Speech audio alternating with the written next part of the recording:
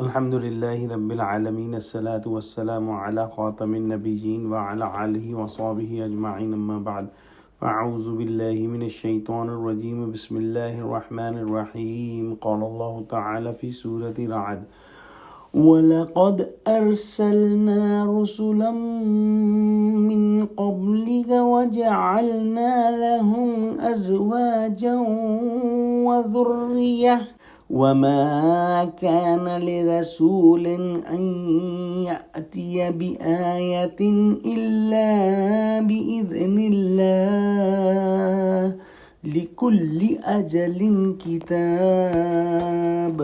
ترجمہ: اور اے محمد صلی اللہ علیہ وسلم، ہم نے تم سے پہلے بھی پیغمبر بھیجے تھے اور ان کو بیویاں اور اولاد بھی دی تھی، اور کسی پیغمبر کے اختیار کی بات نہ تھی کہ خدا کے حکم کے بغیر کوئی نشان لائے۔ ہر حکم قضا کتاب میں مرقوم ہے۔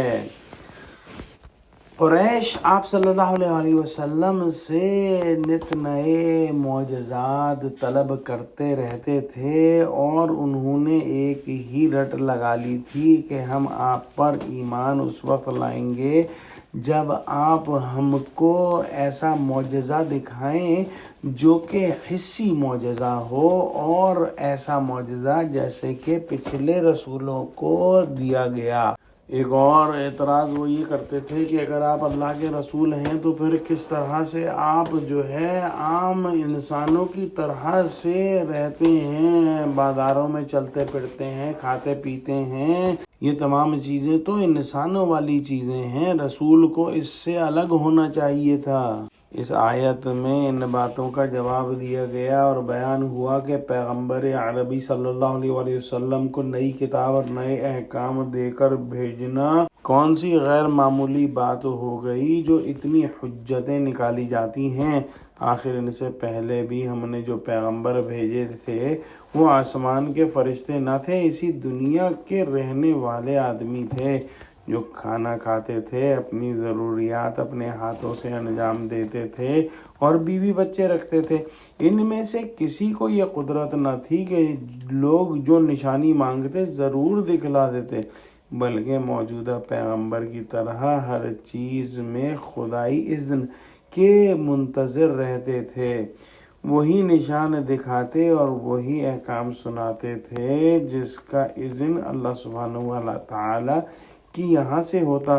خدائی اذن کا حال یہ ہے کہ اس کے یہاں ہر زمانے اور ہر قرن کے مناسبت سے جداگانہ حکم لکھا ہوا ہے اور ایک وعدہ ٹھہرا ہوا ہے جس کو نہ کوئی نبی بدل سکتا ہے نہ کوئی فرشتہ بدل سکتا ہے۔